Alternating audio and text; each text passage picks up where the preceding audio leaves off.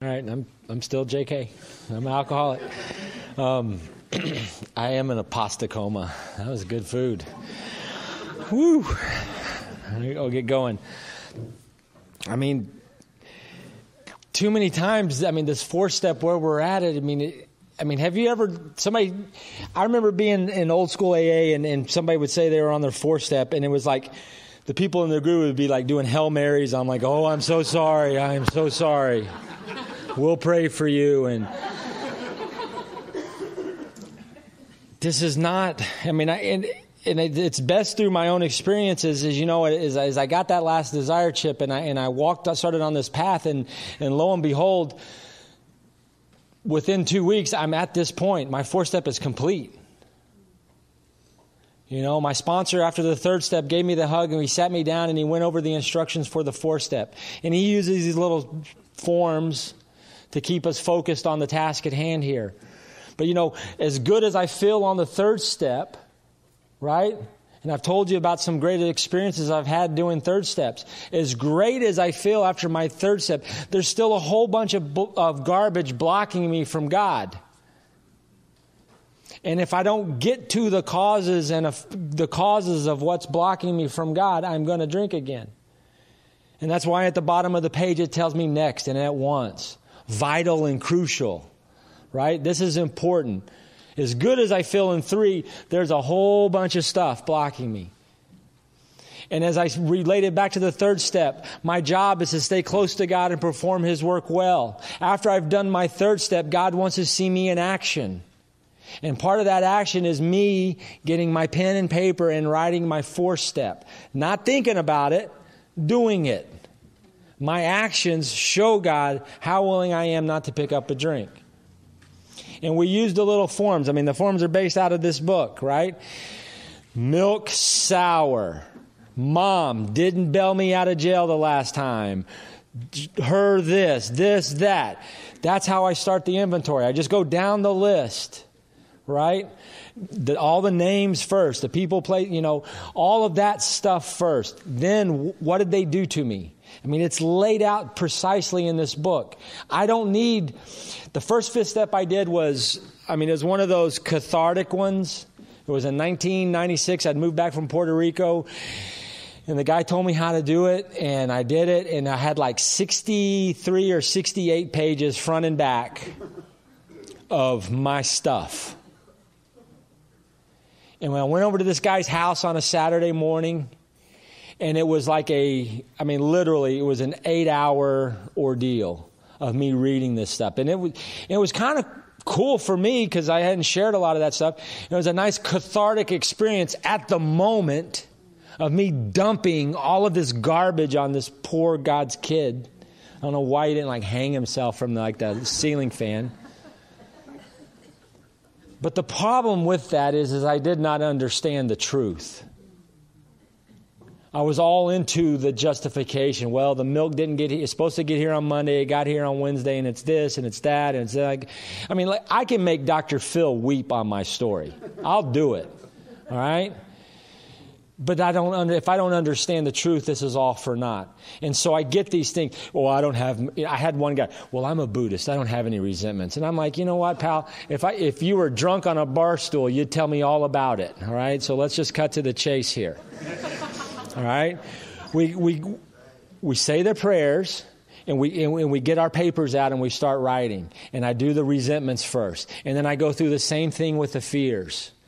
Treatment center number 1, I tell you, I wasn't afraid of anything. Look at the crap that I do out there on the streets. I ain't afraid of nothing. By the time I got sober, I realized I was afraid of everything. Guys mask fear in different ways. How do we mask fear? Oh, we'll just beat you up for it, right? What are you going to fear? Oh, I'll kill you, all right? I had fear of staying sober, fear of not staying sober, fear of being in love, not being in love, fear of this, fear of that. Have you ever pulled up to a place and saw somebody's car, or you thought it was a car, so you just went on down the road? Fear. That's a fear. I had fear of midgets. I had it all on my thing. It was one of my things. I was traumatized as a child. No. I've all worked through that. I had fear of everything. And it asked me some questions in the book. The sex conduct. Too many guys. I have one of my buddies. He relapsed, and he had one of the... anyway, he relapsed and came back in and got another sponsor and was doing it. And I think he worked on his sex inventory for 6 months. I mean, he's going back through phone logs, emails. I'm like, buddy, what's up? And he's asking me questions. And I'm like, dude, you're missing the whole point of this exercise. This ain't a race, baby. God doesn't care. This is not who has the most or all. How did you treat them? How did I treat these girls in my life that I loved? And that, it always gets quiet. Nobody's joking around at this point. Everybody's like sitting there like, oh no. But this is what I got to tell my guys. It's laid out in a simple format. If you really want to get down to nuts and bolts, how they did it a lot of times, if you were a Clarence Snyder guy back in the day, they got you out of the hospital. You did a third step prayer to get out of the hospital. They took you to the house, and when you sat down at the kitchen table, you thought the heat's off. They shoved you a piece of paper and said, who you mad at? And in one afternoon, you got out of the hospital, you did a step 3, you did a step 4, you did a step 5, you did your 6, your 7, and you're on your 8-step list in one afternoon. Screw 30 days. All right? So this keeps us focused on the task at hand. This is not it's not fun by any means. The reason they have it done in this point is this stuff can be very traumatic. It can be very painful. It can be a burden. It has been a burden on our souls and our spirits forever and ever. We don't want to spend a lot of time writing out all this crap. The little sheets that I use, it's got a little column for the names. It's got a little column for the cause. Milk sour. It's not, well, it was the 5th of June, and the barometric pressure was rising, and we had heard our song on the radio, and then no. Debbie dumped me at Christmas. Did you get it? We'll get into all the details later. I'm going to get a chance at my 5th step to plead my case. That's the beauty of this. I'm going to get it. A very small chance, but I'm going to get the chance, right? But we don't want to spin, and that's why they have it done the way they do it. We don't write left to right like we're used to. We do the columns. It's very simple. Cliff told me the instructions said, go home and start. You got a week to complete it or else. So I went home. I had my little sheets of paper, and I had my pen. I said a prayer. Dear God, I'm starting on my 4th step. Please help me be honest. Column 1, Mom, Dad, brother, sister, James, Joel, Debbie, Jeanette, blah, blah, blah, blah, blah, blah, blah, until I can't write no more. Tell God thanks. Now, go back up to the middle column. Beside each name, write a little note to myself why. Mom didn't bail me out of jail. Debbie dumped me at Christmas. This. Tell God thanks. Go back up to the top. What did it affect? Did it affect my personal ambitions? All that stuff, right? Check. Right? Maybe I see it, maybe I don't. But we're getting through it. Now we go to the 4th column. What is my role? Was I selfish? Was I dishonest? Was I self-seeking? Was I fearful? Whatever. Maybe I see them all. Maybe I don't see any of them. There was a few on my 4th step. I didn't see a one. And I tell my guys, don't write what you think you want. You write what comes to your head. If it pops in your head, write it. If it don't. If there's some extenuating circumstances and you feel the need in your little heart of hearts to explain it, flip over the page and write it all out. I don't care. The idea is to get it done.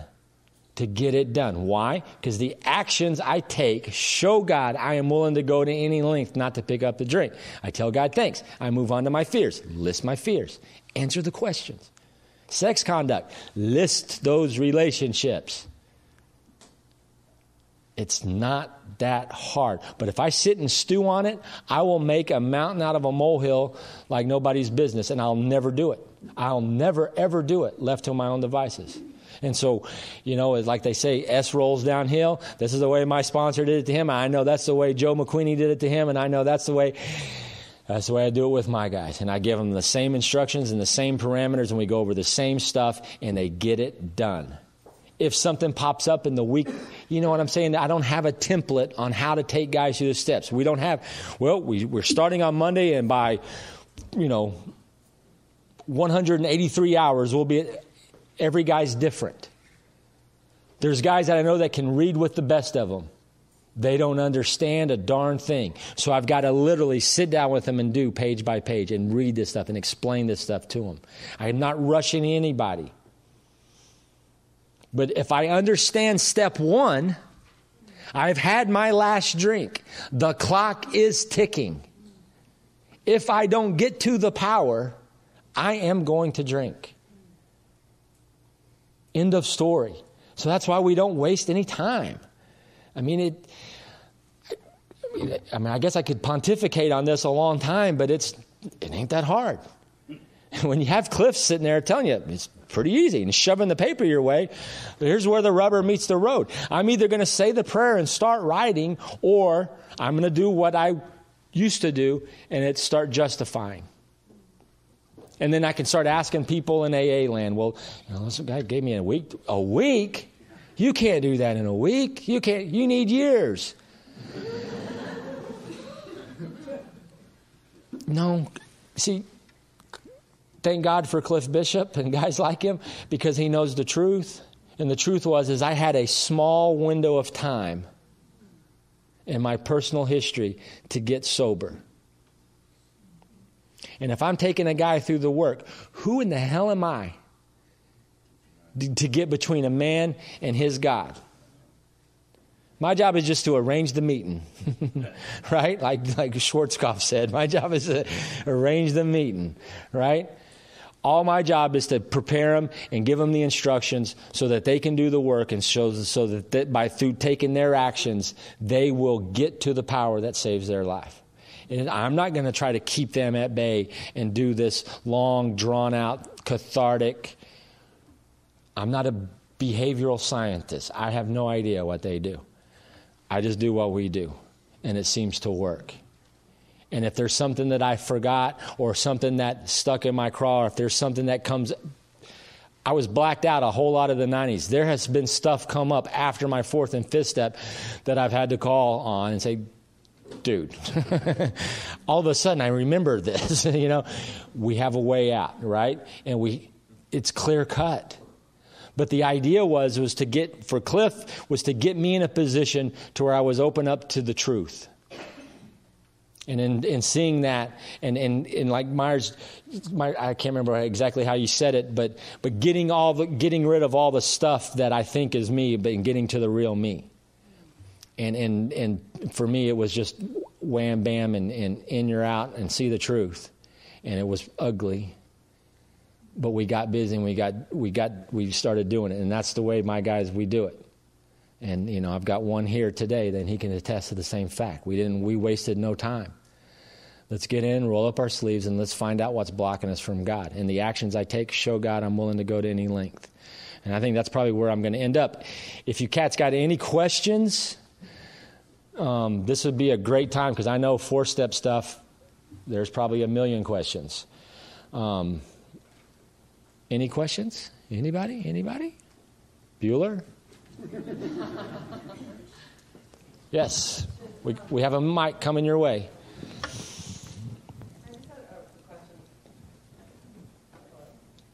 Is it on? Okay, now it's on. Oh. What if you worked, or I have this girl that I worked with, and we did steps 1, 2, and 3 together, and then sent her away, on her way. She got steps 1, 2, and 3, started on her 4th, but between the week that I gave her to do her 4th, she drank again. Mm-hmm. It was like, do I continue with the 4th, or do I start with the 1st again, or, I guess I just... No, and that comes up, but... Obviously, in that situation, to me, it would be like, there might be something missing in 1. Yeah. Right? Yeah. I may not have a complete grasp of 1 in my true situation. Otherwise, so we're going to say that, oh, yeah, I totally get it.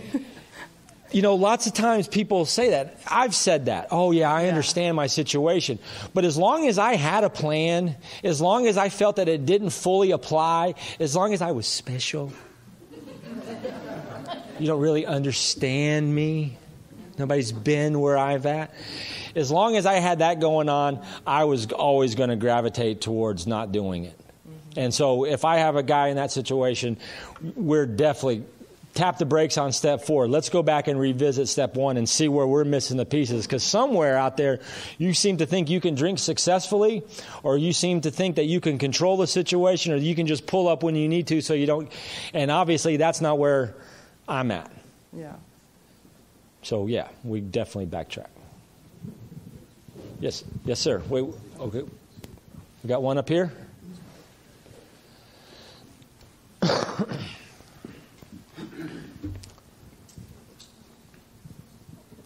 On page 66, there's a bottom paragraph. It says, "We turn back to the list, for it held the key to the future." My question is my interpretation, and yours might be different, but I'd like to hear it from you. We were prepared to look at it from entirely different angle. How do you approach that? And what columns are you looking at, or what are you looking at from a different angle? They're leading us into the 4th column. Here's my general assessment on my 4th step. Debbie broke up with me at Christmas. I hate her. She must die, right? Yes. Do we need to go any further? That's my assessment of the situation. Me preparing to look at it from a different angle is where did I go wrong? How did I contribute to that? Right? It's not like she just woke up one day and said, "Oh, I hate JK now." Right? So I got to look at it going on in that paragraph. It says we began to see that the world and its people really dominated us. You know? So here I am stewing it because all I know is the first 3 parts. She broke up with me at Christmas. I hate her. She must die. I've moved on 5 years from now. Even when he ran into me at Homeward Bound the first time, that was still a topic in my head. It was this guy. This happened years prior. Guess what? She has moved on. I, meanwhile, am drinking myself to death, thinking about something that happened back then, right? I'll show her. What am I doing? Drinking myself to death. She owns me and doesn't even know it. Those things, those resentments, those fears, those own me. So I got to look at it from a different perspective. The perspective of being it's column 4 stuff. Selfish, self-centered, egotistical, full of fear. How did I harm these people? You know, did I put myself in a position to be harmed? Was my own self-seeking motives, did it get me in that situation? Was I dishonest about the situation? Those are all the things that I look at. We too many times in AA land, we say, well, I'm going to look at my part. Well, that's not really true. It is my part, but having my part implies that you have a part. You may not have a part. I looked at my wrongs, right? We look for our own mistakes, right? So did I answer? The question is that, and this is my interpretation, you can say it's I'm looking at it from the perspective of that person looking at me in my faults, and what my part was. For instance, she broke up with me at Christmas. I hate her. I want to kill her. That's my inventory. The 4th is that how does she look at me and my selfishness, my self-centeredness, and so on? What I'm trying to say is that I'm looking at it from the person or the person's perspective looking back at me in that 4th column. How do you... I know you can you just check marks. That's what you're talking about. No, well, on the sheet, check marks, yes, right? Or however you want to do it, or just write them out. I was selfish, but they're asking me where I was selfish. That's what the book says. Not was I selfish. The book is asking me where I was selfish, right? So that's a whole different thing. It's easy to say I'm selfish, self-centered, egotistical, full of fear. Where was I selfish? Where was I egotistical? Where was I self-seeking? Those are the deep-seated questions. In the 5th step, it asks about, we're to get to the exact nature of our defects. It's one thing to understand that I'm selfish and self-centered. It's a whole other thing to understand my selfishness carries many forms. So yes, we're looking at it from a different perspective, whether it's through the eyes of others or more specifically, what were my mistakes? You know, that's the new perspective. Yes, one up here. I feel like a candidate at a debate. My name is Randy Harris, Alcoholic Chapter 7 group. I had a question about between the third and fourth column. Are we able to actually have an honest look at our part in it without doing what was told me, the fourth-step prayer when we ask God, that we could show them the same tolerance, pity, and patience that we would cheerfully grant a sick friend? Because when I was taken through my fourth step, I top to bottom, person, cause, affected. Then I asked God to help me from being angry at that person. That way I could take an honest look at it. He told me it was called the bridging prayer.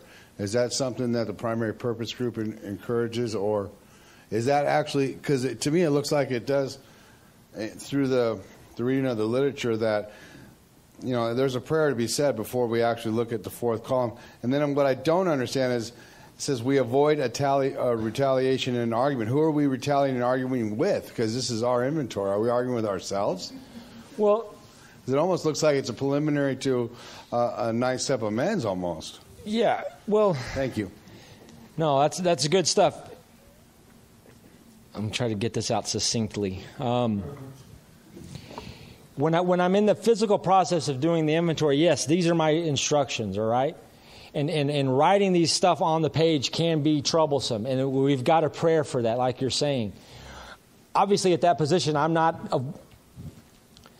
look at that little prayer almost on a day-to-day basis, you know, of hey, the world's full of knuckleheads, and instead of playing ball with them, I'm going to realize in my head and my critical thinking that these people are kind of twisted, and I'm going to see where I can be helpful to these people. But the same thing applies to my fourth step, but I didn't go into for me personally, I didn't get into the depth of it because at that point in the line, my eyes were barely uncrossed. All right? It was a simple process for me to get the stuff on paper and look for the mistakes that I may or may not or think I've made in those situations and try to be as honest as I can about each situation. All right? And like I said, there's some that I didn't have anything listed up. I didn't see where I was selfish. This one lady, an illegal immigrant, ran a red light and totaled my car. Okay? And I had insurance and she didn't. Right? I didn't really see my part. I was not being selfish or dishonest or egotistical when I wrote the fourth. The fifth step was a different answer because there's a whole backstory behind that. And I was all of the above. But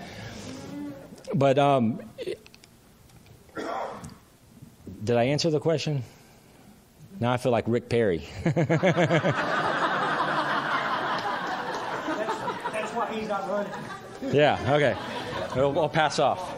Listen, that's a great question. That's a great question on this stuff because unless we can understand it, it's interesting that if you start down at the bottom of page 66, we'll look at this real quick. We got like 5 minutes.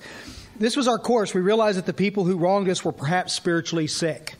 Now this is a novel idea. They're introducing us to an idea that we'd never even thought of before. I'm only thinking of the drama. She's a mean girl. That's as far as it went. And now they're getting us to look at this thing from a different perspective. This is sort of answering his question too at the same time on this thing. Though we did not like their symptoms. This is column 1 and column 2 and column 3. Though we did not like their symptoms and the way these disturbed us, they, like ourselves, were sick too.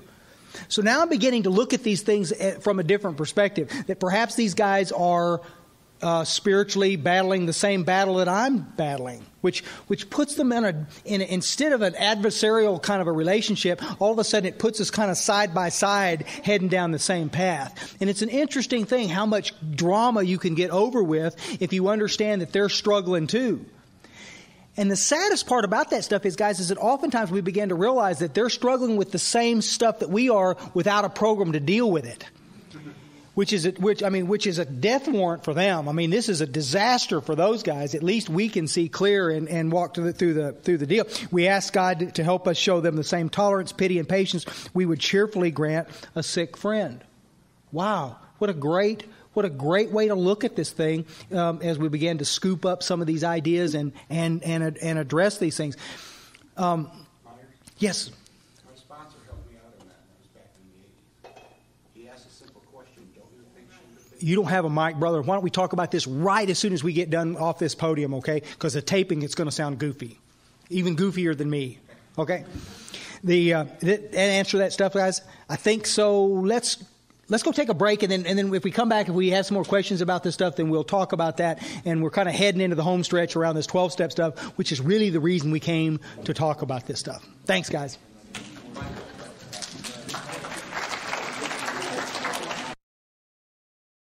Howdy, y'all. You know what's really cool is that other than some people going to sleep a minute ago, I mean, most of you guys are still here, which is a big deal like that. You know, in Europe, they had this idea that in these workshops, it's what they want to do is they want to just dump as much stuff into a weekend as they can. And so the workshops start like at noon on Friday, and they'll go all day Friday. Saturday, they start at 8 o'clock, and they go all the way through to like 8 or 9 o'clock at night. And it's just like a beating. I mean, it's just like you just, I mean,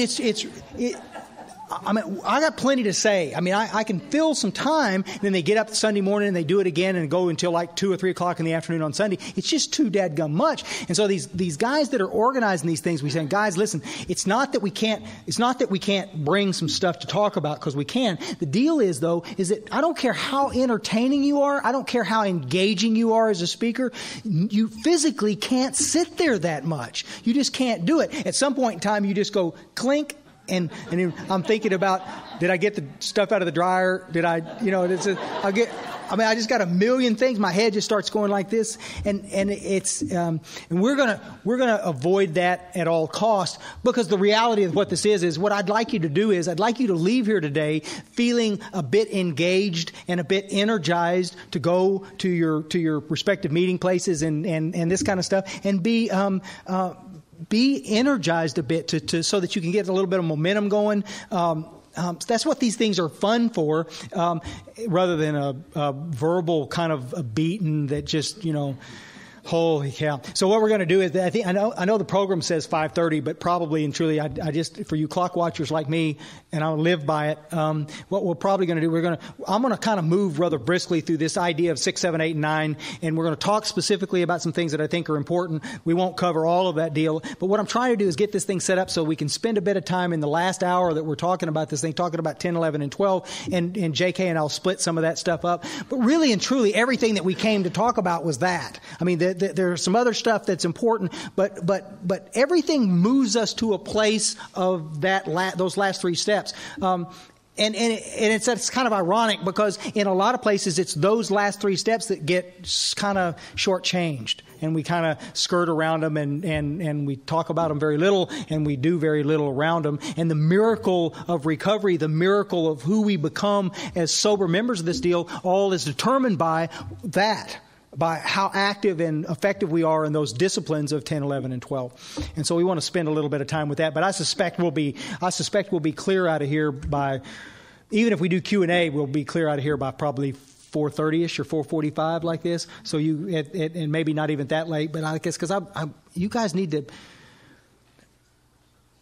I remember doing a talk one time in Yakima, Washington, and it was at the end of winter, and everybody was just like I mean, we were all, and somewhere during the course of the day turned out just like this. It was really pretty outside, and the sun came out, and some clown decided it was a good idea to open the doors, and they opened these big sliding doors on one side, and everything just kind of came in, and everybody just went clink and just shut off. I mean, nobody was, because everybody was looking. These cats have been cooped up all winter. And it was the first good spring day, and they're going, skinny guy from Texas, spring day, and it's just like, it's bad. And so we want you to leave with some energy, and we'll do that.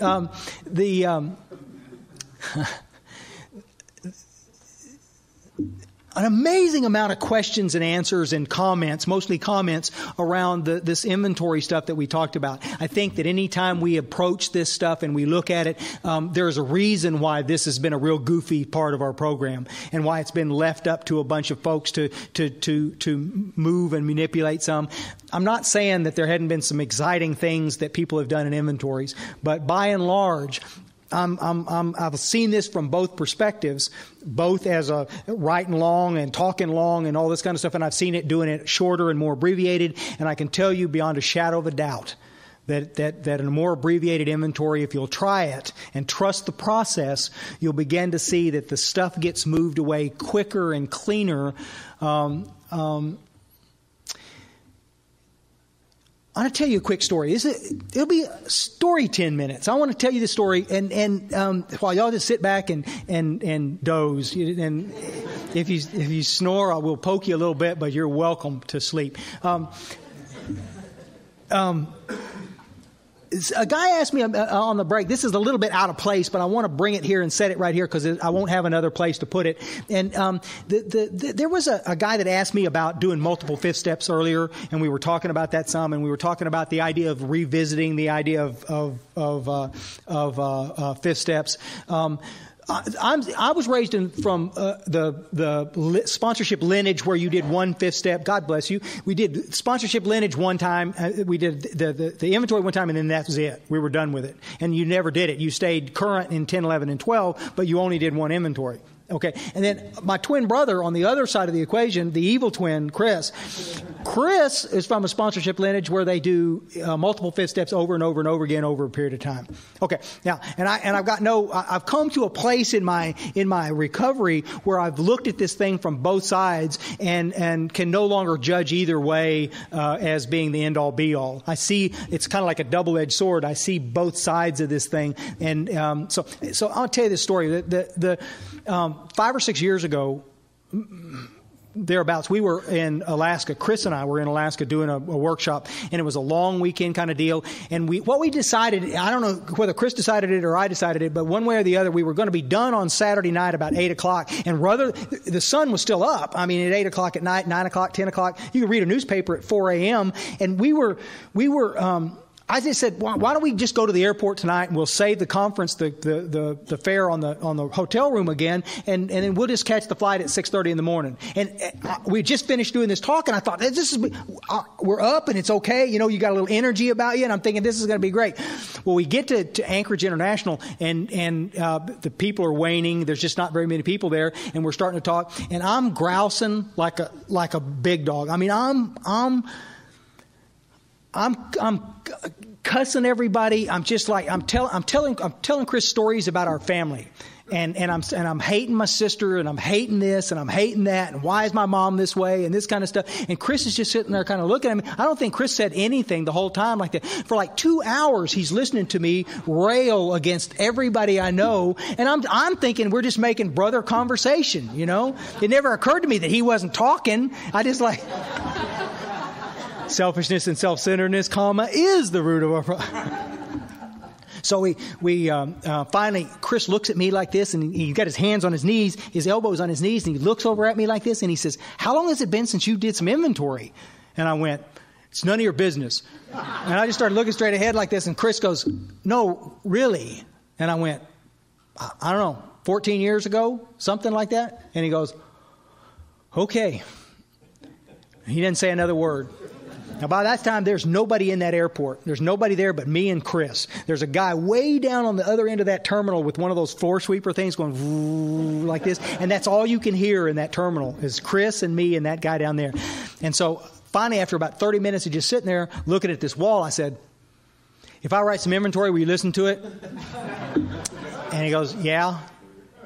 And so I look around, and there was an envelope in my big book, and I picked it up like this and flipped it over, and I said, "You got a pen?" And he gave me a pen, and I just started writing it on it. That's why I term these things envelope inventories. It's not big, drawn out, notebook after notebook after notebook of stuff. It's an envelope. And I'm just writing this stuff down. And so it took me about 25 minutes to write down these resentments I had with my family and with some of the stuff that was going on at work and some of this other thing like this.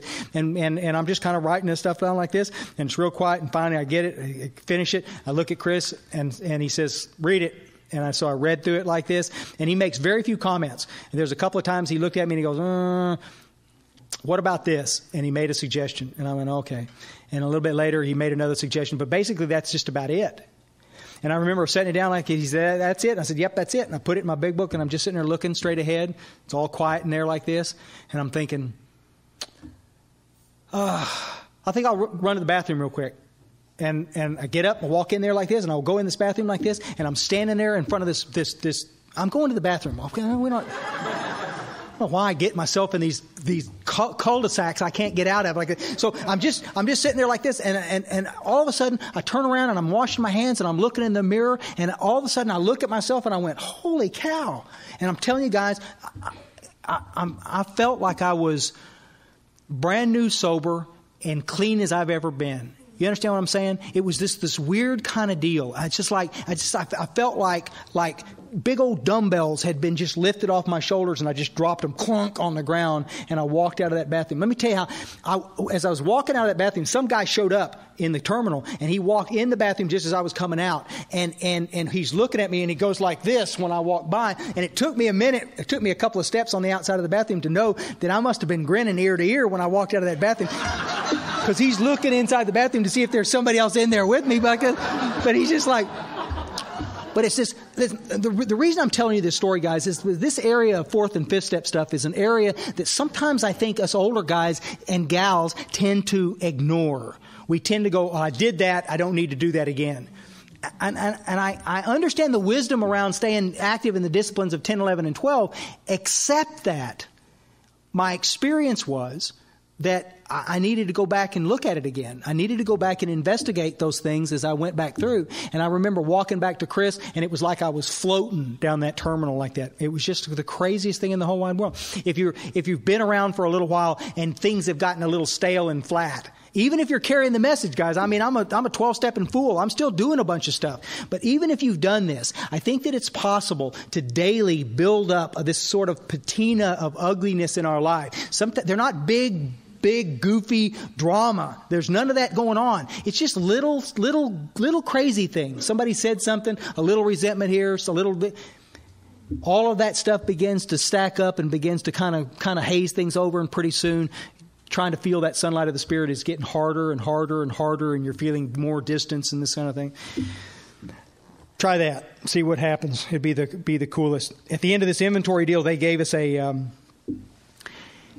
instructions, bottom of page 75, top of page 76. It's an interesting deal. We go through this thing and we do this fifth step. We got the fifth step promises in the middle of 75, and then they give us some instructions, and they say, returning home, we find a place where we can be quiet for an hour. Carefully reviewing what we have done, we thank God from the bottom of our heart that we know Him better. Now, taking this book down from our shelves, we turn to the page which contains the 12 steps. I gotta tell you, when I did my inventory with with Clifford, when I first got to Primary Purpose Group, and I read this thing when we finished like this, and it said that deal like this, I asked Cliff, believe it or not, are the steps are in here? Because when the group I was, the steps were always on the wall. I didn't know the 12 steps were in the center of this book. I'm just telling you, man, some of us are sicker than others, and some of us just flat-ass ignore it. And if nobody's holding you accountable, we just assume that everybody knows all this other kind of stuff, guys. And I'm telling you, there are a lot of guys here that don't know anything. Sometime when you meet Chris Raymer, when you meet my twin brother personally, ask him how long it took him to figure out what a big book was. I mean, he's all over town in Barnes & Noble asking people for a big book. And they're looking at him going, well, how big a book do you want? You see what I'm saying? I mean, we just assume that everybody knows these kind of things. We don't. It's just crazy like this. They're going to ask us some questions at the bottom of the thing. Carefully reading the first 5 proposals, we ask if we have omitted anything, for we're building an arch through which we will walk a free man. At last, is our work solid so far? This is great information, reflective information. Are the stones properly in place? Have we skimped on the cement put into the foundation? Have we tried to make mortar without sand? All of these are wonderful mortar metaphors from Bill's experience with his grandfather, who is a brick mason. And a lot of this stuff comes to bear. I mean, it's just like pretty cool stuff. And so if we can answer these to our satisfaction, we then look at step 6. We've emphasized willingness as being indispensable. And look at the way that this is written. I mean, I could think of 100 ways to write this, and none of them are as effective as the way it was written. Are we now ready to let God remove from us all the things which we have admitted are objectionable? Guys, I think that the reason that God does not remove things from us is that we don't think that they're objectionable. You see, I think that a lot of times this is why this exercise here is so amazingly powerful, because for some of us, this is the first time that we got to put a bead on it and see and come to grips with the fact that it's simply objectionable and that we need to have this stuff removed. They'll ask us the question, and then can he now take them all, every one? That's a question. We don't necessarily have to answer yes. I mean, as the more and more you sponsor, the more and more you'll realize that there are things in our life that sometimes we're not willing to give up. Have you ever sponsored a guy or have you ever sponsored a lady who's having an extramarital affair with some guy and she's not ready to give that up yet? Well, it happens all the time, you see. I mean, there are a lot of things. Guys, have you sponsored guys like this and they're twisted up in porn and they're ready, I'll give up anything, but I'm not ready to give up the porn? It happens all the time, you see. Because for them in this situation, that's not objectionable yet. But it will be. Trust me on this. It will be. If we still cling to something we will not let go, we ask God to help us be willing. What an amazing, amazing paragraph that is. Even if I'm not ready to have this stuff gone, I'm going to submit to the process until God makes me willing to get rid of it. And it's an amazing thing to see. But a lot of this stuff, I'll tell you a quick story. This is a weird kind of a deal, but we had one of the things I didn't want to give up was that I used to do a lot of deliveries in town in Dallas, and there was a bunch of strip joints. Now these strip joints were kind of part of my old life, and I knew a lot of these people in here. It was kind of a social sort of a thing too. There was a lot of girls in there naked, and it was just like I'm not going to lie to you that it was all this big fellowshipy thing, because it wasn't. But so I do this inventory with Clifford, and I'm looking at this thing, and one of the things that came up, and I went, nah, I'm just not ready to give that up. And so there it was. But I was willing to be willing. I mean, I was asking God to help me be willing on the thing, because I wanted to be done with all this. I knew that this was no way to live, and I knew it. And so, as funny as it would be, about 4 weeks after this all happened like this, I went into town. It was really cold in Dallas, and I remember going to town and making a delivery about 2 o'clock, and it's starting to sleet. And I'm thinking, man, we're done with work today. I'm going to go by and stop in and see these folks and these friends of mine. So I go in there, and I remember getting out of the car and feeling a little uncomfortable, and I walked up to the door, and I get right to the door, and I open it up like I've done 100 times. I open it up, and I walk towards the door, and as I opened it up, I felt like I had been abandoned. Now, guys, I don't have any other way to explain it. I went, huh? And I closed the door. It's freezing cold out here, guys. The wind's blowing 100 miles an hour out there. Typical Dallas winter day. And I opened the door again, and as I step in, it was like God was standing there, out there going, okay, Slick, rock on, but you're on your own if you go in there. And I went and closed the door again, and I'm standing on the outside, my hand's still on the door. And one more time, I opened it up, and I'm holding the door open, and these girls in there are screaming. I mean, they're mad because I'm holding the door open, and they're freezing in there. And I just went, dang. And I closed the door, and I walked back out in my truck, and I just sat there and and I finally started the truck up and drove home.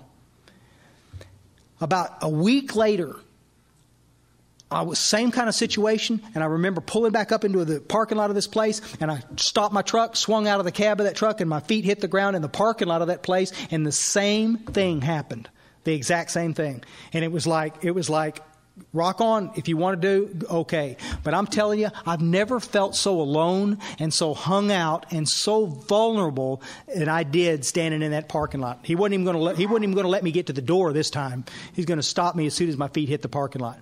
Now, listen, I'm not here to expound any morals on anybody else. I'm not trying to push anything off on the thing like this. But I think when God's ready for you to be done with something, He's ready for you to be done with something. Whether it be that, or whether it be overeating, or whether it be smoking, or whether it be whatever. It doesn't matter. Whatever it is, when He's ready, you're going to be done. And I had no more say in that than the man in the moon like this. I just know I was ready. And I hadn't been in a one of those places in 15 years, and which is just fine. I didn't have any business being in there in the first place. But man, I'm just kind of blown away. The process works if you just simply submit to the process. When ready, we say something like this, and they give us this great 7-step prayer. They end it with an amen. We've completed step 7. And then look what they say in the middle of that page. Now we need more what? Action. Once again, we're implored. There's a momentum. If you go back sometime when you don't have anything to do, just go back and read from the beginning and start moving through the book. And what you'll see is that every time you get finished with a step, there's something that cajoles you momentum-wise to keep going, to keep it. So there was never intended for us to just sit, okay, I'm done with that. I'll rest a month or two. It didn't say that. Now we need more action, without which we find that faith without works is dead. Let's look at step 8 and 9. Look.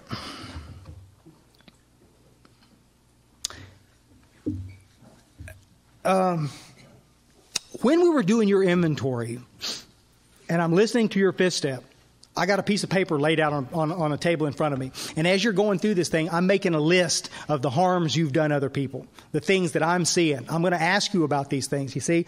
And no matter how convoluted it gets, I can always see it a little clearer from my perspective about where all this stuff lays. And so what I'm going to do is I'm going to help you form your 8-step list as we're doing this thing. If I think that you've harmed somebody, or if it appears that maybe you owe somebody an amends, I'm going to make a little note about it, and we can talk about it later. Step 8 said that we made a list. There wasn't a lot of thought process to this stuff. In meetings, you hear people talking about this ad nauseum. I'm working on my 8th step. No, you're just wasting a bunch of time. It takes you about an hour. Did you hurt them? Listen, here's what we'd do if with somebody I'm sponsoring. If we're in a room like this, I'm going to say, okay, listen, what I want you to do is I want you to imagine everybody that you know, regardless of whether they were on your inventory. I want you to think about the people that you know. Go back, look at address books, go back, look at annuals, go back, do whatever you want to do. But as these names come up, I want you to picture them walking through that door right there, and walking around here, and then walking right back out that door. Now listen, if the man or woman that you're thinking about walked through this door and you look down, his name needs to go on that list. You see what I'm saying? If it made you uncomfortable to look at them when they walked in, you need to at least investigate the fact that you owe them an amends and write it down on the deal. And then he'll go out the den like this and just keep on doing it until you got a pretty good old list of stuff there. And then we'll go back and we'll revisit the list, and then we'll see whether that is bona fide or not. The problem here is, guys, is that sometimes we find ourselves in situations where my head is an amazing thing about talking myself out of an amends. Well, he screwed me more than I screwed him. I don't owe him anything. I mean, that's a popular one, you see. But it didn't talk about it like this. If I harmed them, I owe them an amends. Guys, let's look at this thing real quick here as we slide into this 9-step stuff and we look at this. The text says, now we go out to our fellows and we repair the damage done in the past. We attempt to sweep away the debris which has accumulated over our effort to live on self-will and run the show ourselves. He didn't talk about booze again. They're just talking about just being goofy here, okay? He didn't mention the booze. If we haven't the will to do this, we ask until it comes. Remember, it was agreed at the beginning that we would go to any length for victory over alcohol. If we haven't the will to do this, we ask until it comes. Every one of us, almost every one of us, has issues in our past, things that happen to us that we just simply don't want to address. We don't want to go there with this thing. The trick is, Mark Houston used to always say, how free do you want to be? And this is one of those kind of situations, guys, where I think we all need to ask that question. Is it good enough just to be okay? Or is there more? I just, it's one of those kind of things where I think that it's like, this thing is like, it's like somebody telling you about sex, and then you have sex, and then you go, wow, they left out all kinds of stuff. You know what I'm saying? I mean, there's more. There's more. And this sometimes I think is the place that we get ourselves into around this amends process, because nobody's coming after me with dogs and pitchforks and torches because the blowtorch is backed off a little bit and I'm kind of comfortable in my skin again. I don't want to go stir anything up. I don't want to look at anything where I might owe somebody an amends. And yet there's amazing freedom in this ability to simply go do it. Does it take courage? Yes, it takes courage. I think the mistake that you and I make in this thing is that we think this is about us. And this has got very little to do with us. This has got to do with God's ability to affect change in our life. And all that we had to do is just exert enough courage to go take the action. The healing is about God. The healing is about what He's going to do.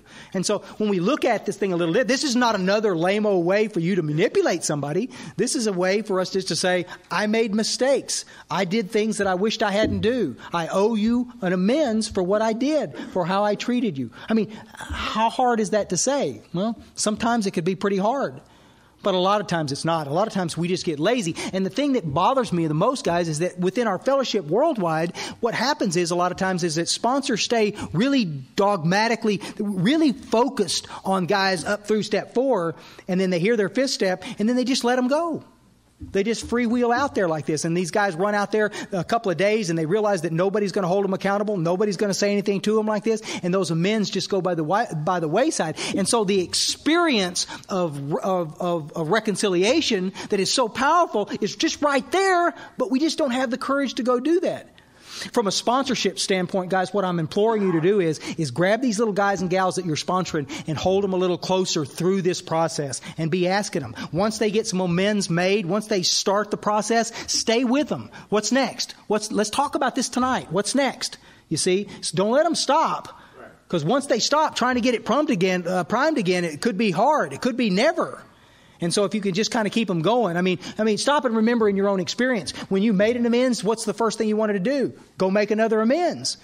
If you could. And so this is the reason why sometimes these amends lists are so undaunting. I mean, they're just like, they just go on and on and on. And so help them. Would you want to look at an amends list that look like some of the guys you sponsor? No way.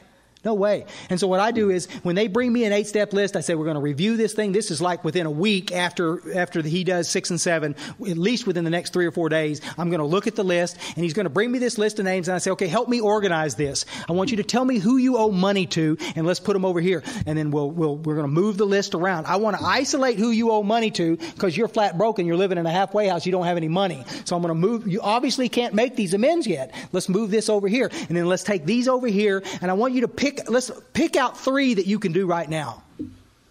And they'll pick out 3 and they'll say, okay, now these are what you need to do this week. These are what you're going to start with. And then let's just see where we are. Listen, I'm not missing the fact that God drives this.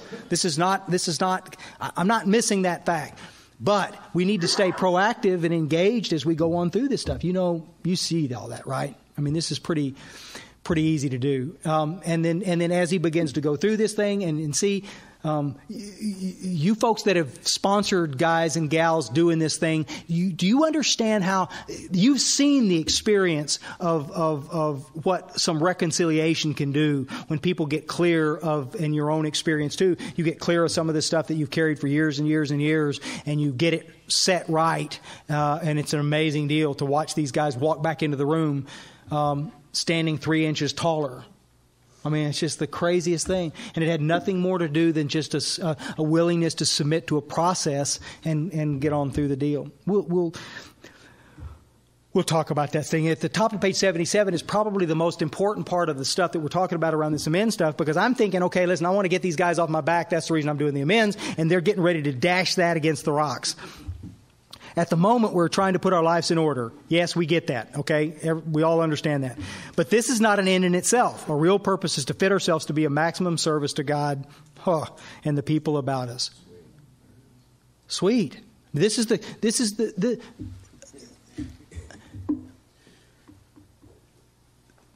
there are 2 reasons to do amends.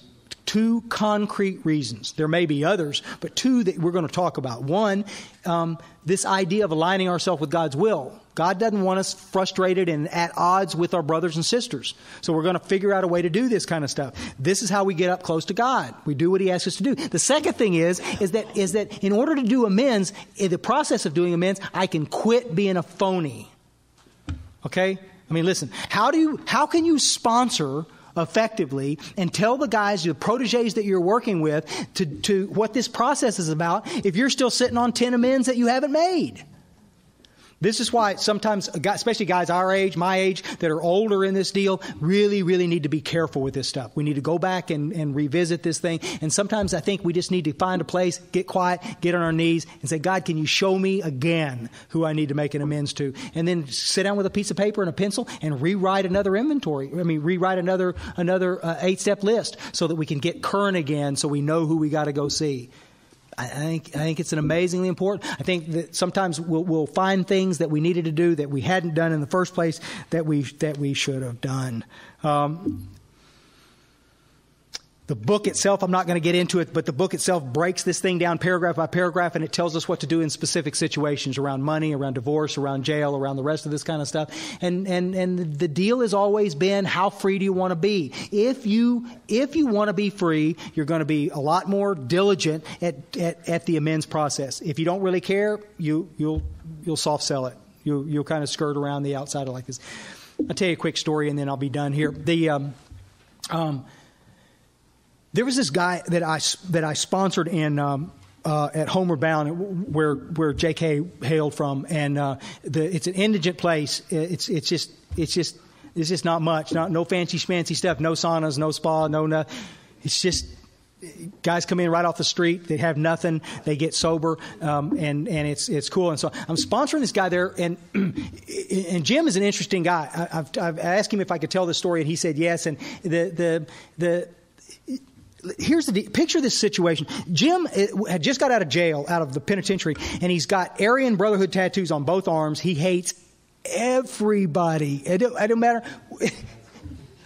If you're wearing a different color shirt, Jim hates you. I mean, it doesn't matter what the deal is. He just hates you. Long, greasy hair, real bad acne, bad breath, just horrible little guy. And just this.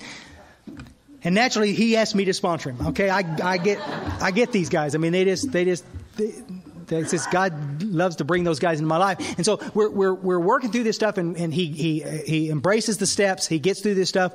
2 or 3 weeks after the deal, he's through his stuff and he's ready to go do his amends. And he's just like kind of an amazing sort of transformation. He's coming to all of our meetings. He's doing all the stuff he's supposed to be doing, and he's just you can tell that the work is profound enough that it's changing. We get down to this amends stuff, and I'd listened to his 5th step, and I knew he had this resentment against his dad, and his dad was just the Marquis de Sade, and I mean, he's just horrible kind of guy, and lives way out in West Texas, and I knew that this was going to be a struggle. I knew that at some point in time we were going to have to deal with this amends process with this dude. And there was a long litany of problems, of grievances with his dad. But one of them, I'm just going to mention one of them. On a regular basis, my guy used to hack this guy off. He used to piss his dad off, and his dad would beat him with one of those great big old Western belt buckles that was about like this on the end of a belt. He used to beat him with this thing until he was bloody, and then he'd hold him in a bath of salt water until the kid passed out. Now, I know. I mean, I just can't fathom that kind of anger, and I can't fathom that kind of cruelty to a kid. But he lived through it. And I thought he was making it up. And I said, brother, are you serious? And he said, hell yeah, I'm serious. And he took his shirt off like this, and he's standing there in front of me. And I'm telling you right now, he looked like a man made out of hamburger meat that they had just put together. His body was tore to shreds by that dadgum buckle. And I thought, man, can't do this.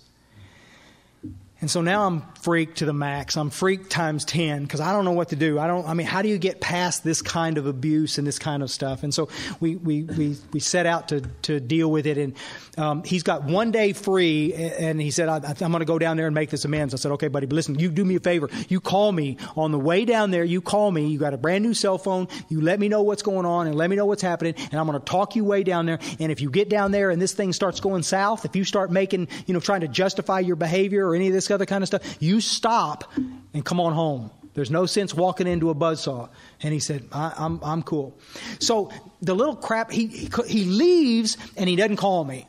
And I know how long it takes to get from where I live to where his dad is. And so I know how long it is, and I'm like pacing the floor. I'm just like, why isn't he calling? Why didn't he? It's like you're like one of your own kids out there like that. Well, he about an hour after he's supposed to be down there, he calls me. And he said, well, I'm finished with my dad. And I said, "Oh, Slick, that's not the deal we made, man. You were going to do this different, right?" And he said, "Well, I know, but I got down there and I decided I was going to. Well, I'll tell you about it later." And I said, "No, you tell me about it now. I want to know how it went." And he said, "Well," he said, "I pulled up in front of our old home place, and I walked up to the door, and this old guy answered the door." And I said, "What do you mean, this old guy?" And he said, "Well, my dad, but he's gotten old." And I said, "Okay, we do that." And he said, "Yeah, I know, but he wasn't as threatening as he used to be." And I went, "Okay." And he said, and I just, we sat there and we talked for a little bit, and I told him the things that we had talked about. I told him that I was sorry that I had disappointed him, that there were decisions that I made that I knew were a disappointment, and that I wish they hadn't happened. And I said, "As my dad, you deserve better." And he said, "My dad just sat there, and all of a sudden he started crying, and he just wept, and he wept, and he wept." And he said, "Myers, frankly, I got tired of hearing him cry. He just kept crying." And I said, "Jim, come on, man, really?" And he goes, "Man, I just like..." And then there's this silence on the phone, and I'm going, "Are you okay?" And he goes, "Yeah, I'm all right, but I'm not telling you the whole truth." And I said, why don't we try that, just as a novelty, okay? And he said, "What I didn't tell you was that I was lying to you when I told you I was going to go make my amends. What I was doing was I was going to go kill him. And I'd had a pistol stuck in my back when I walked up to the house because I was going to shoot him for what he did." And I just went, "God, Jim, what changed?" And he said, "I just couldn't do it." He said, "To be honest with you, I don't know what my dad looks like. But when I saw what God had as an image of what my dad was, there's no way. There's no way I could shoot him. There's no way I could even say something unkind to him. What I saw in front of me was a man who had been struggling with his own demons for his entire life. And he simply didn't know what else to do. He handled it all wrong, but he handled it the best he could." And I just went, holy cow, man. And I said, "Are you okay?" And he said, "Yeah." And he said, "I don't think he's going to be on my Christmas card list every year. I don't know that we're going to be buddies forever, but I'm okay with what happened." And I said, "Well, all right." That would have been enough for the story, except that Friday, the following week was a Friday, and they coined out of that treatment center, that little treatment place. And so that's his night to coin out. And so we're standing there. Sorry, it always just freaks me out telling the story. We're standing there at this coin out, and there's like 60 or 70 clients in this thing like this, and they're all cramped down in this cafeteria, and we're standing real close like this. And I look across the room over here, and Jim is standing there with two black guys, one guy over here and one guy over here, holding his hand, and they're saying the Lord's Prayer. And we say the Lord's Prayer, and I can't even talk. I'm just looking across the room at this Aryan Brotherhood guy who hates everybody in the world, especially black guys. And he's holding these guys' hands, and when he gets done, they drop hands, and I'm looking at the thing. I didn't even pray. I'm just sitting there. I can't take my eyes off this guy holding these hands of these black guys. And at the end of the deal, one black guy scooped him up and gave him a big old hug, told him he loved him. And the other guy scooped him up, told him he loved him. He's a little bitty guy like this, littler than me. And they just sat there and hugged each other. And I'm just thinking, guys, well, see, we come in here, guys, this is the thing that kills me. We come in here as haters. We come in here it's not about the booze anymore. It's not about that stuff. It's about being different. It's about being transformed into something that we could be. And you can't make sense out of it. You can't think your way into this stuff. The only way you can do it is to take the necessary action. Most of us get here hating and conniving and doing all kinds of crazy lame-o stuff like this. And here's this guy who was so transformed that he got over years and years and years of bigotry and hate. He realized that he was out of the judgment game forever. That the judgment was in God's hands. That all of that stuff was God's business to deal with. And I can think of no finer place on God's green earth than right there. I don't have to judge you. I don't have to be involved anymore in that game. Because it always ends bad. It always does. I love you guys. You want to come talk for No, 10 minutes if you want to share something real quick, and then we'll take a fast break, okay? Thank y'all.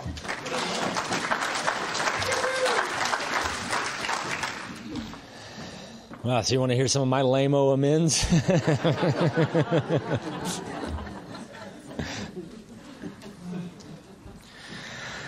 I mean, he did a great job of describing that, and I remember that. Our real purpose is to fit ourselves to be of maximum service to God and the people about us. You ask people and say, well, my job is to be of maximum service. I don't know how to be of maximum. My job is to fit myself. How do I do that? By taking these steps, by walking this process. The more I had my list, Cliff had me divide up my list as well. It ain't in the big book, take it for what it's worth. But I had the ones I'm ready to do right now. And then I had the ones that there was, but, right? There was an extenuating circumstance somehow, right? And then there was a third column I had over there, there's no way in hell column. And we went over this, and this is why, my sponsor at this point is an insider in my life. He knows me better than anybody else. So he sits down with me and he guides me through this process. I'm not taking I could take my amends to all my little buddies out there and say, well, what do you think I should do about? No, I go to my sponsor and he gives me clear-cut directions. They give us a little template in the book, and he turns me loose and I start knocking these things down. Because see, in my pea brain, because I had a long list of amends and I had a whole bunch of financial amends and I had some amends where I thought the people could kill me and get away with it back in the day. I don't really necessarily want to seek these people out, but I harm them. The actions I take show God how willing I am. The more actions I take, the more faith that I get. Me with my little finite brain looking at all my amends, it's a very, very daunting task. And I look at all the outcomes and they all suck. But it ain't my job to fix the outcome. My job is to trust God and take the action. And when I started, Cliff gave me those first little three. Hey, these cats are in your day-to-day world. Let's do these guys. I'm like, yes, sir. And we talked about it, we prayed about it, and I went and did it. And once I started doing it, the next one started rolling in, and we started going. And all of a sudden, some ones cropped up that I don't know how they were going to work, but they were there staring me in the face. And so we talked about that, we prayed about that, and I went and did it. And even on the way to do it, I thought, there's no way this is going to be ugly. And I remember always saying another little prayer and putting myself in front of this person and going through the amends process. And guess what? God does His perfect job. Tom Ivester says it best. I mentioned it to somebody out there in the parking lot. He says it the best. And I told him I was going to steal this every time. When faith and preparation collide, the results are what God does. And the more actions I take, the more faith that I get. The more amends that I got done, the more faith that I got. So that when these big, daunting, ugly ones, even if it's in my head, when those arose, I have the tools necessary to trust God and go do that. And God does the healing. Wasn't my words. Wasn't that I was slick. Like Meyer said, I wasn't trying to manipulate. But God put me in the position to take care of it, and God helped heal those relationships. They're not ducking me, I'm not ducking them. And I can't stress enough, because they tell you on 76 and then they tell you again on 79. This is where we're going to slow down. It's typical. But I have a sponsor who, thank God, holds me accountable. I try to hold my guys accountable. We get the list. We start going and we start doing this stuff so that they don't flounder. Because it sucks to get this far and then all of a sudden you get stale because I'm not doing what I'm supposed to do.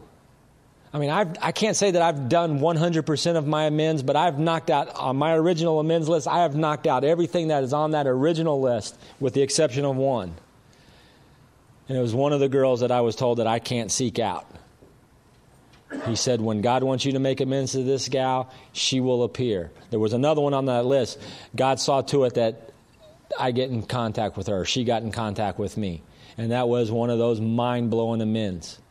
Because this is one of the gals that could have got away with it back in the day, I harmed her mercifully with my words and my actions.